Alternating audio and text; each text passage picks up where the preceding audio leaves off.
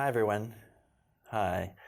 My name's Dr. Brian Watermeyer. I'm a lecturer in the Division of Disability Studies at the University of Cape Town. I'm also a clinical psychologist by training, and I'm also a visually impaired person, severely visually impaired. And it's partly because of that I have a strong interest in education for learners with disabilities, children and young people with disabilities. In this particular video today, what I'm going to be talking about are a couple of important and influential ways of thinking about disability, ways in which we understand what disability is and what it does. First, I'm going to begin with what's been called the medical model of disability, which is a way of thinking about disability which in fact summarizes the beliefs about disability which most of us hold. Secondly, I'm going to be talking about something called the social model of disability, which is a sort of a response to the medical model way of thinking, which is a far more critical view of disability, which asks questions about whether disability is in fact a story of social injustice, whether it's to do with discrimination and systemic exclusion in society rather than to do with the way that our bodies as disabled people with disabilities, the way in which our bodies sort of work or don't work. I'm going to start with the so-called medical model of disability. And the story of the medical model goes something like as follows. Over the course of the 20th century, that is the last century, for all sorts of historical reasons which I won't go into the details of, people with disabilities around the world tended to become the responsibility of health professionals.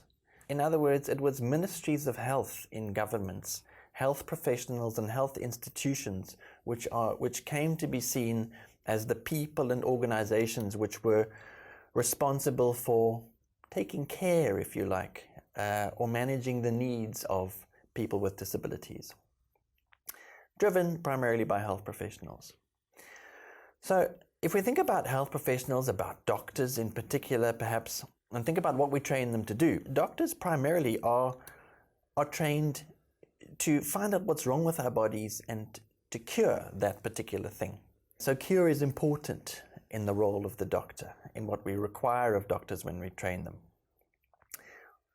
The position of disability, or the situation of disability, is one which presents doctors with a situation which is incurable, and that can present a kind of awkwardness in relationship to medicine. So that's the first point. Second point about the relationship with doctors is that when we train doctors, we don't train them to think about how societies work and how systems of social inequality work. In other words, how it is that people in society have unequal positions to others and how those positions are maintained. Again, we train them to look at the body, find out what's wrong with it, and to cure it. In other words, what this meant was that doctors, health professionals, and medical institutions tended to begin to see disability as a bodily problem rather than a social problem, which required a medical solution.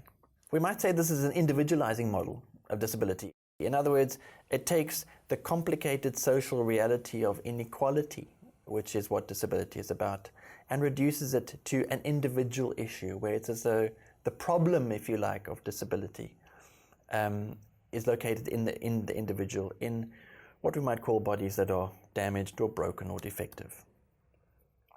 It takes away the context, this medical way of thinking, pretending that no matter what society one lived in and no matter what the responses of that society were to one's bodily difference, that the implications and one's experience of disadvantage would be the same.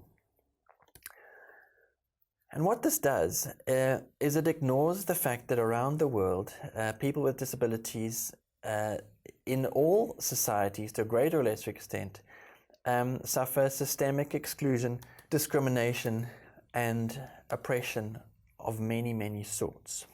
The medical model is misunderstood in a lot of ways. In particular, sometimes the medical model is understood as something which is practiced by all health professionals, or believed in, if you like, by all health professionals. And this is not true. It's not true at all that all health professionals hold a medical model stance. The medical model view is a way which some of them may sort of do medicine, do their work, but other health practitioners would oppose that way of thinking very strongly. But more importantly than that is that the medical model view is not restricted to health professionals, but is in fact the most commonly held understanding of disability that we have in society, in most societies, and is in fact the way of understanding disability which we all grew up with. It reflects our common assumptions about disability, the idea that disability is a problem of the body, and that problem of the body causes an inability to participate. It tends to make us see the nature of the body, not social organization, not the way our societies are structured, as the reason for the dreadful disadvantage that most people with disabilities experience around the world. And let's think about that for a moment. Around the world, people with disabilities are reliably to be found in a very marginal situation in society. People with disabilities have extraordinarily high rates of unemployment. They tend to have very low levels of education, have very unequal access to key services such as health, accommodation, and transportation, and tend to suffer high rates of exclusion from participation in the life of the community. The list of these sorts of exclusions goes on. A medical model view would describe these, would understand these as being the result of the body. So how do we respond to that? And how did the disability movement respond? Well, they came up with something called the social model of disability.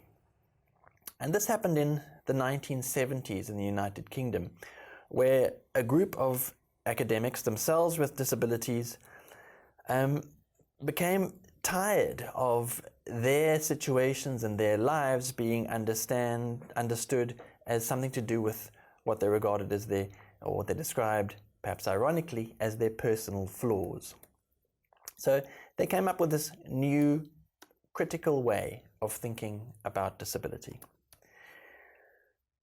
They said that the medical model disguises our disadvantage, the disadvantage we suffer as a result of discrimination. It disguises that as the sort of natural order of things, as to do with our bodies and something which is unchangeable. They created the social model as a specifically, deliberately oppositional view to the medical model. They said the medical model is a personal tragedy theory. It takes complicated processes of social oppression and reduces them to a personal tragedy, as something which just happens to happen to an individual, and there's nothing we can do about it, but it's a personal tragedy, that individualizing way of thinking about disability. At the center of their social model was the distinction between how they defined disability and impairment. Firstly, they said from now on, when we say impairment, that will refer to dysfunction or difference in the anatomy or functioning of the body. In other words, the sort of medical diagnoses that people with disabilities receive. They regarded that as impairment. Disability, they said, is the loss or limitation of opportunities that prevent people who have impairments from taking part in the normal life of the community on an equal level with others due to physical and social barriers. They sort of turned the disability debate on its head, turning our attention away from the body as a way of explaining the social disadvantage people with disabilities experience, and turning our attention to environments, to technologies, to services and procedures. That's also led to the growth of resistance. And the social model around the world was the spearhead of the international disability movement, which began to come to the fore in the 70s and 80s, 1970s and 80s. We were moving from a medical model, a medical way of thinking about disability, to seeing disability as a human rights and social justice issue, which it is. It's up to all of us now, as we begin to use the social model and think in that way, to examine our own society, see the ways in which we exclude and marginalize people with disabilities through the ways in which our societies are designed and run, and to fight that as much as we can.